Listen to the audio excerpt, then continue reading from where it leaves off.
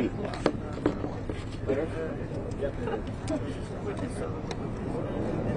Okay. All right. So, thank you all for coming. And I want to thank my colleagues behind me here, and I want to particularly thank Senators Murray and Duckworth and Booker for their relenting work on IVF and women's reproductive health care. Today, Republicans will be called to answer a simple question. Do you support American families' access to in vitro fertilization or not? Again, here's what we're asking our Republican friends. Do you support American families' access to in vitro fertilization or not? For many Americans, starting a family is one of the greatest joys there is. Yet millions of Americans struggle with the defeating battle of infertility every single year. Sadly, as we've learned this year, access to IVF can no longer be taken for granted. From the moment the MAGA Supreme Court eliminated Roe, the hard right made clear that they'd keep going. In Alabama this year, we saw just how vulnerable IVF has become as the next target of ultra-conservatives. Since then, we've seen Republicans tie themselves in knots over their support for IVF, claiming they support access to IVF, support insurance paying for IVF treatments, support helping families pay for IVF. And then, when the rubber hits the road, they vote no. Because here's the secret. Republicans want people to think they support IVF because they know how unpopular that position is. They want to keep their true agenda hidden from the public. But look at conservative groups like the Heritage Foundation and some of the main groups that led the charge to strike down Roe. They speak plainly and clearly, saying IVF is their next target. There are groups of these are the groups Republicans listen to. These are the groups who set their agenda. They want to insert government into IVF decisions and tell a woman and her doctor what she can and cannot do when it comes to IVF. If Republicans get their way, the IVF services that so many families depend on are very much at risk. This is Kate Farley and her beautiful family from, I'll hold it on this side, I don't want to block. Okay, great. This is Kate Farley and her beautiful family from Irvington, New York. I brought Kate to the State of the Union as my guest. She was then 37 weeks pregnant. Now, she has become a mother to her second child, thanks to the scientific miracle of IVF. Kate and her family. Look at this beautiful family. Look at that beautiful baby. All because of IVF. Kate cried when she heard the Alabama court decision, wondering how people could be so cruel to take away the right to a procedure she desperately needs to start a family. And I have some of Kate's empathy personally. I am the father of a beautiful grandchild because of the miracle of IVF.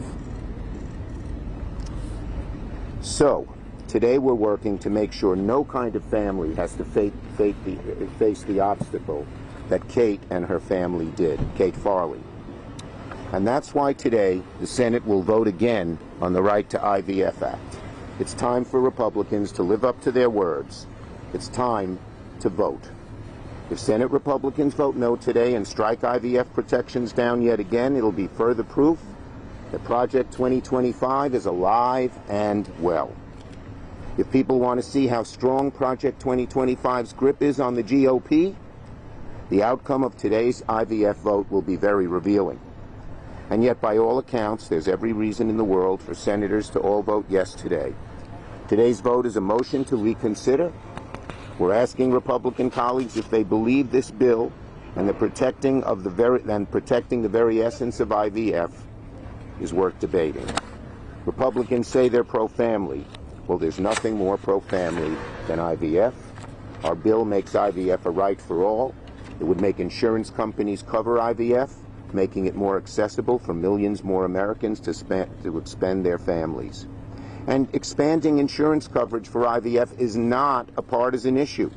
A survey from Pew Research Sept showed 7 in 10 Americans say access to IVF is a good thing. Just 8% oppose it. 8%. We can't let the 8%, the hard right fringe, dominate our politics and dictate what we do.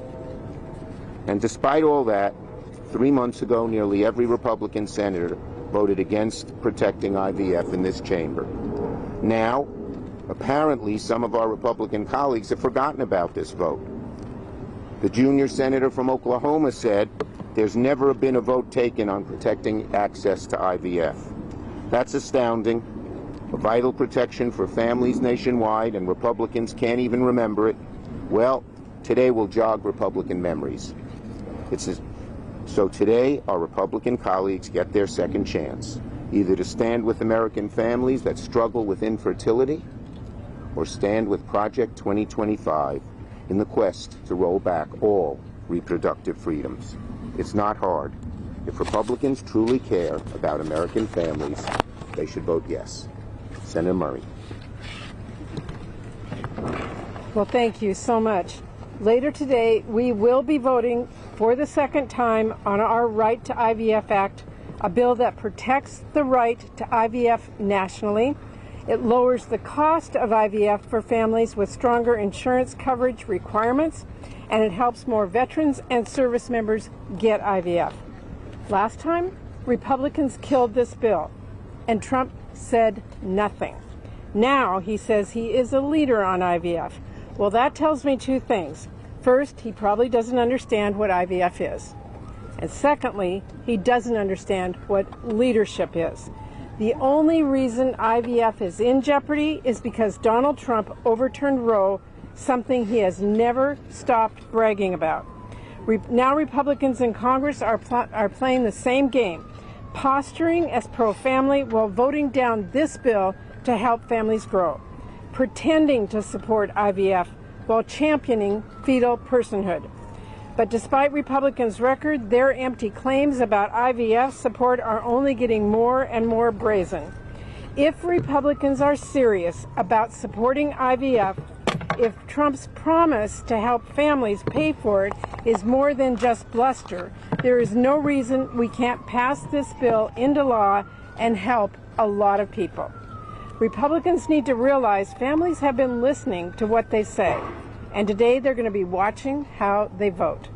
My advice to Donald Trump and J.D. Vance and every Republican who wants to talk a big game about IVF and then refuse to show up, save your breath. Families don't want to hear that. If you only have false promises to offer couples who have faced heartbreak after heartbreak trying to grow their families, stop talking. If you only talk about childless people when you need a political punching bag on right-wing podcasts, stop talking. If you are only willing to say you support IVF, but you're not willing to vote for it, and you aren't even willing to disavow fetal personhood, stop talking. Because for Donald Trump, this may just be another empty promise that he can break, but to our families, this is really personal. It is months of trying and trying. It is hundreds of thousands of dollars. It is hope and heartbreak. It is their whole world. It is their whole family's future that you're toying with. Women who struggle to have kids don't deserve to be someone's political punching bag. They do not deserve to be yanked around by politicians who, when push comes to shove, won't actually vote to help them. You can bet those families are going to be watching today, and you're going to bet they remember who actually showed up. With that, I'm proud to turn it over to Tammy, who knows this issue better than any of us. Will you hold my family? I can. Thank you, Patty. Thank you, Patty. Thank you, Leader Schumer. As you can see, this is my family, and my girls have very different personalities, as you can tell from the photo. And this morning, I got to pack their lunch boxes, and it sounds mundane, I know, getting up and packing your kid's lunchbox and going through the drop-off line at school. But when I spend just a second thinking about it, even that kind of everyday moment with my girls isn't really mundane at all. It's a miracle. Because after 10 years of struggling with infertility, after being wounded in combat, I was only able to have my girls through the miracle of IVF. The only reason there was PB&Js for me to make this morning, and the only reason there is tiny sneakers for me to Velcro, is because after I came home from war, I had the freedom to seek the health care I needed to make my dream of going from Tammy to mommy a reality. But now, thanks to Donald Trump, that right to get reproductive care is at risk for millions of women across this great nation. Look, I doubt that Donald Trump even knows what the acronym IVF stands for. Heck, I'm not even sure half the time that he can spell IVF. But, you know, despite the incoherent, delusional, and frankly embarrassing ramblings that came out of his mouth last week, he is the reason that IVF is at risk in the first place. He's like a bank robber who steals cash out of the till and flees the scene. Then he expects a reward for calling the police to report that there had been a crime. So while it may now be convenient for him to claim that his support of IVF is as huge as the made-up crowd sizes at his rallies, we know the truth. He is to blame. He and every other Republican who cares more about staying good with Trump than about doing good for the American people that they are supposedly serving.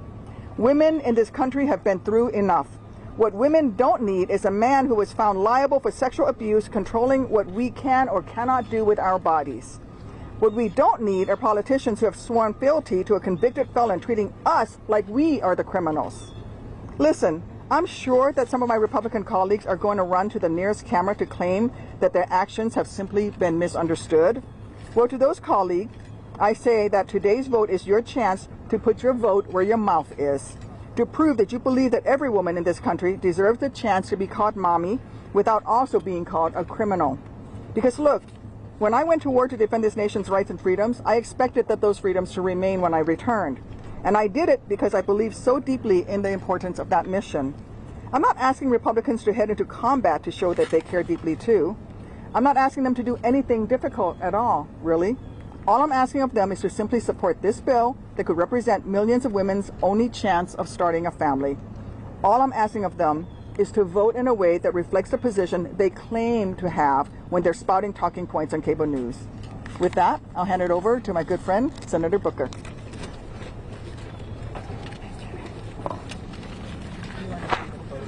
Oh, you want to see the photo?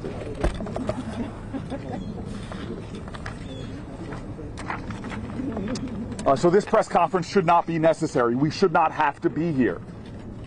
Unfortunately, Donald Trump's Supreme Court has thrown so many of the fundamental rights of Americans into crisis.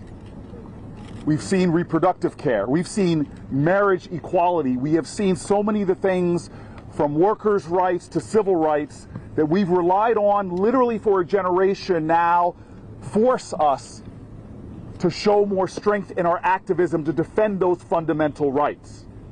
I'm grateful for Leader Schumer in securing some key rights, like us moving as a Congress to secure marriage equality in our country despite Donald Trump's Supreme Court putting it in jeopardy. I'm grateful for the leadership of the Senate that has, again, pushed to secure access to abortion care on the floor for a vote to see where people stand. And here we are yet again, just as we were with marriage equality or abortion rights, where the overwhelming majority of Americans support an issue, support a right that the Supreme Court has put in jeopardy, that Donald Trump's Supreme Court has put in jeopardy. We are in a nation where it is not controversial that parents should have access to reproductive care. We have an infertility crisis both here in America and globally, with 1 in 6 families facing infertility. We see families that are religious, families that are not, families in red states, families in blue states, Republicans, independents, and Democrats all believe that we should be securing the right to IVF and believe we should be expanding it for military families who are willing to do the ultimate sacrifice for their country but shouldn't have to sacrifice pathways to being parents.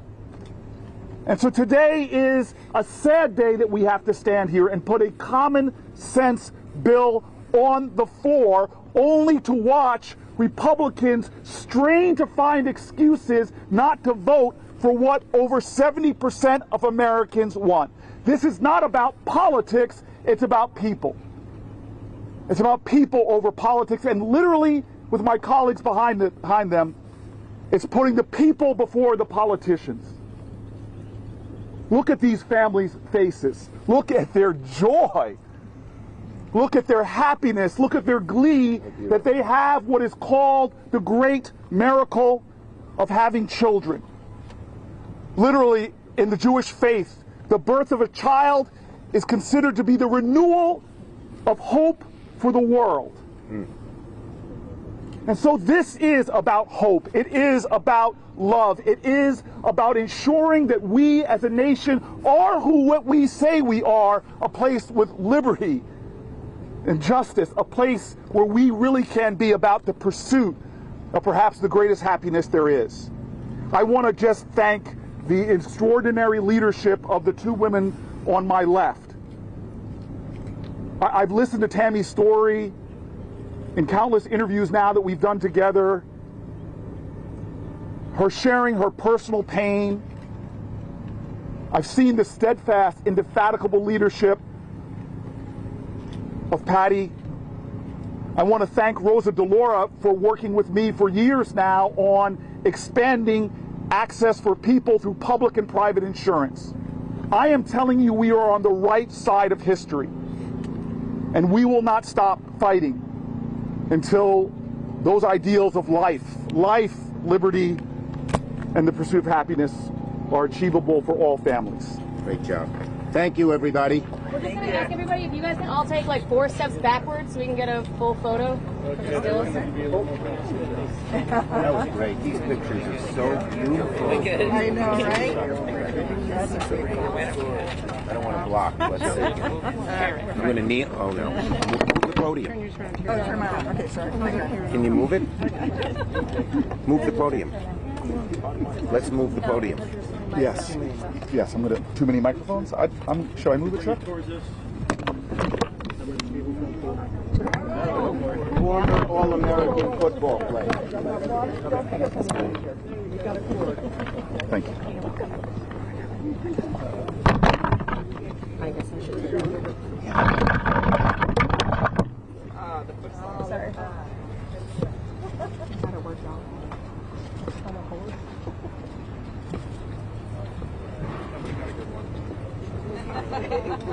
All right, thanks everybody. Thank you.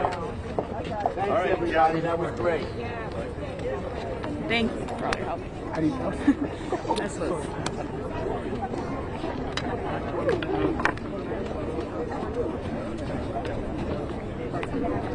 Hey, Nadia. Hey. So yes. No. Nice to see you too. Good work, Jeff. Great audience. They're all good speakers. Hey.